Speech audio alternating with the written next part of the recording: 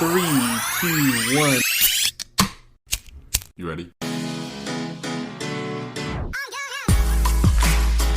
You're listening to the Real Pineapple Podcast Network.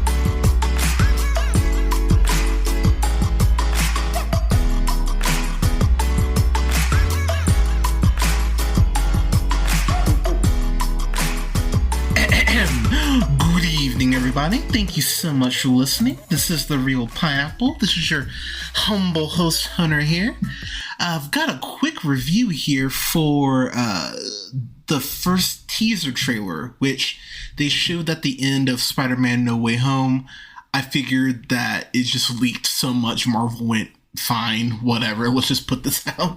So they went ahead and put out the first teaser for Doctor Strange in the Multiverse of Madness, which of course is Sam Raimi's return back to directing a comic book film for the first time since Spider-Man 3, which, what a trip that is.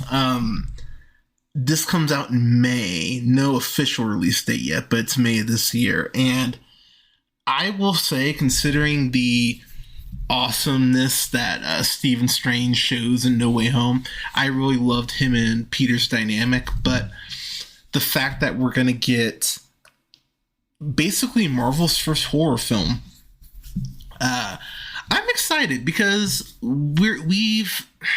what's been interesting about Phase 4 is that Phase 4 has leaned more into horror elements, even in something like Shang-Chi.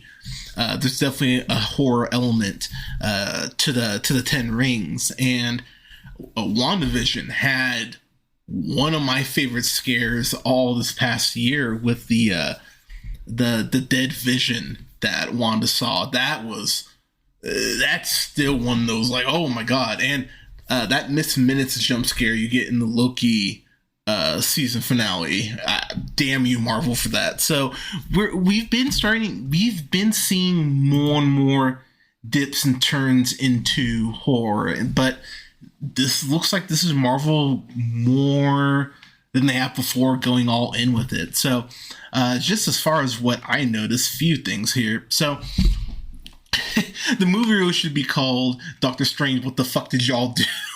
Because this looks like what Doctor Strange was trying to hold back at the end of No Way Home, and it all still splintering. So I'm curious how we're going to get from Doctor Strange's journey from the end of No Way Home to this point. I'm really curious about that. So a couple things I will say I noticed. Rachel McAdams is back.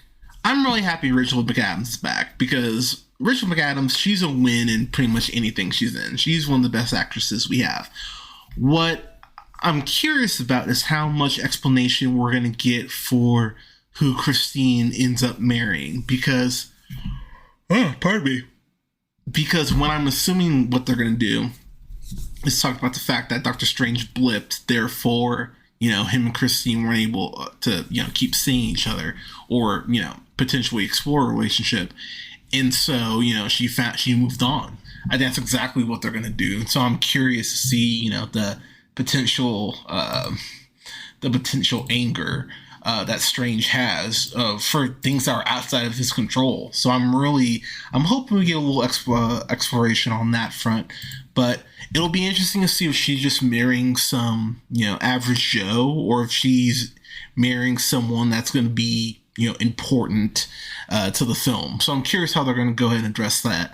I love the opening shot in this trailer where we see Doctor Strange's reflection in that watch, and you see the breaks in the watch to go ahead and represent the multiple timelines. That's just such a nice, subtle touch. I love that. Also seeing all the different versions of the Marvel logo like bleed and almost like fighting each other for juxtaposition. I love the way that was going ahead and being introduced. We, of course, get the reappearance of Elizabeth Olsen. Yay, love her. Elizabeth Olsen's Scarlet Witch is back in the fold. So at the end of WandaVision, we saw Wanda, practicing her chaos magic while reading from Agatha's spell book, which, I think is all but confirmed to be the MCU version of the Darkhold. So it's going to be very interesting because later in the trailer, we see Scarlet Witch casting that spell. And if you look, her fingertips were turning just a little black. And that was something that happened with Agatha, if you remember, in WandaVision, due to the amount of dark magic that she experimented with. So I'm really curious, like, how... Because I feel like we're heading down this road. Like, there's easily a world where Wanda, has her no more mutants moment and actually brings mutants into the MCU. That would be, or you could use that, say Inhumans instead. Like, I feel like we're heading that direction with Wanda. But we're getting these teases more and more that she's going to be a villain. So I'm really curious. I wonder if they're going to pull the trigger by the end of the film or if they're going to drag it out a little more. Honestly, I think you can make an argument for either case. One of the shots that I really dig, and it's pretty early on in the trailer. It's like at the 23-second mark, seeing that alternate version of New York and seeing how that version of the Sanctum Sanctorum is like decaying away. It's really reminiscent of Loki, the season finale there, when they go ahead and encounter He Who Remains. So I'm not saying we're getting King the Conqueror in this, but I think we're going to get another Easter egg to let the audience know, like, Kang's coming, because I don't know if... I would not be surprised if he makes an appearance or another variant of his makes an appearance before we get to, Kang the Conqueror Prime in Ant-Man and the Wasp: Quantumania. I think we get something before that, but I digress. I love the way, like I said, how the world looks like it's breaking down. Here's my big swing on this. And, obviously this is a horror trope, seeing, black crows. Like, that's always been a thing for as long as I've watched horror films. Here's where it's a little interesting. Crows have been tied to the MCU's version of Morgan Le Fay. So, if your history, witchcraft, lore, all that stuff, if you're kind of into that stuff, that, she was a sorceress that has ties to medieval. That's what I was trying to think of.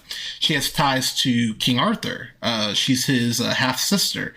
So we already know that we're kind of getting more into that realm of the MCU as far as the medieval stuff, because we have Black Knight being introduced. At the end of at the end of Eternals, we saw that for the mid-credit scene.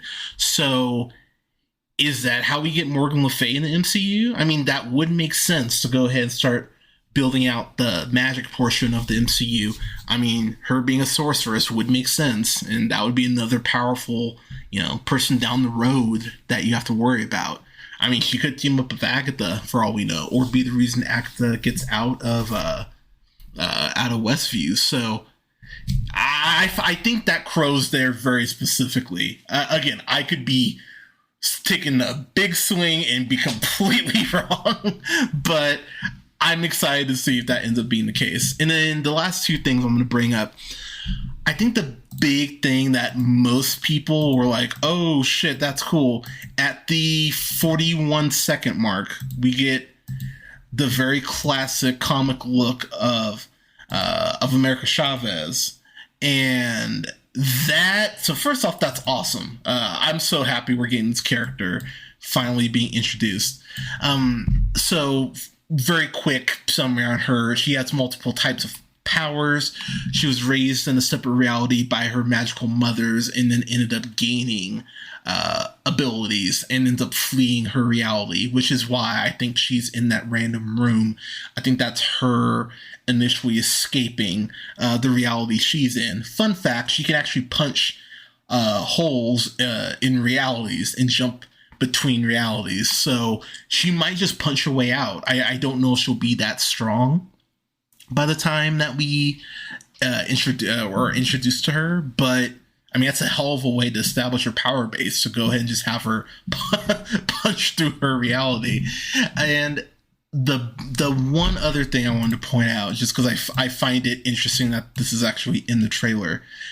At the minute, it's like the minute 24 mark, I want to say, we get the look of the Nexus. Oh yeah, the minute 20 mark. Pardon me. We get the look of what looks like the Nexus of all realities, which is basically this giant meeting point where all the realities go ahead and merge into one place. So you can go ahead and basically jump between whatever reality you want, where they all merge. So I just find that very interesting, because we could see Kang or someone there, or someone that we're not even thinking of, who's already maybe made it there before Strange and his friends have. So I find it very interesting that they're establishing that is already at play. And then, of course, the last thing we have to talk about. So I haven't finished What If, but I did watch the Doctor Strange episode, which was a great fucking episode. I really enjoyed that episode. But he encounters his dark variant in Strange Supreme at the end of this trailer, and that's with the voiceover of Mondo saying, the bill always Mordo, pardon me, that the bill always comes due, and saying that the biggest threat to the universe is you. Like, I'm very curious if they're actually going to tie What If to this, because it seems like they are. Which, if What If is on the table, do we get Captain Carter, which would be amazing? Do we get Haley Atwell as Captain Carter? Again, please give me that. The possibilities are genuinely endless for this movie, considering we're dealing with alternate reality or alternate realities. I know he has COVID, and I'm assuming, I know they're doing reshoots, but maybe he shot it beforehand. I think we get Hugh Jackman. I think we get a Hugh Jackman cameo, even if he's not in the suit, even if he's just playing Logan in civilian clothes. I think we get Hugh Jackman in this. I would lose my mind if we got Hugh Jackman, but I think we're getting Hugh Jackman. But yeah, everyone, Multiverse of Madness comes out in May. I'm hyped for Multiverse of Madness. I cannot wait to watch this. So yeah, everyone, was there something else that I missed that you noticed? Let me know in the comments. You can follow yours truly on the Twitter at JHunterRealPineapple. You can follow Scott on Twitter at Nearman1st. Don't forget to like, share, and subscribe. You can find us wherever you listen to podcasts: SoundCloud, Apple and Google Podcasts, Podbean, Stitcher, iHeartRadio, Spotify, to name a few spots, at The Real Pineapple. And don't forget to like both our gaming pages, one on Facebook at The Real Pineapple, and then also on Facebook at Real Pineapple Games. And you can find me on Twitch at twitch.tv/JHunterRealPineapple. Thank you so much for listening, everyone. We'll have reviews up here soon for Ghostbusters Afterlife, Come On, Power of the Dog, The Lost Daughter, Being in the Ricardos, along with some other stuff. But everyone, thank you so much for listening. Take care of each other, wear a mask, stay safe out there, and we'll talk to you soon.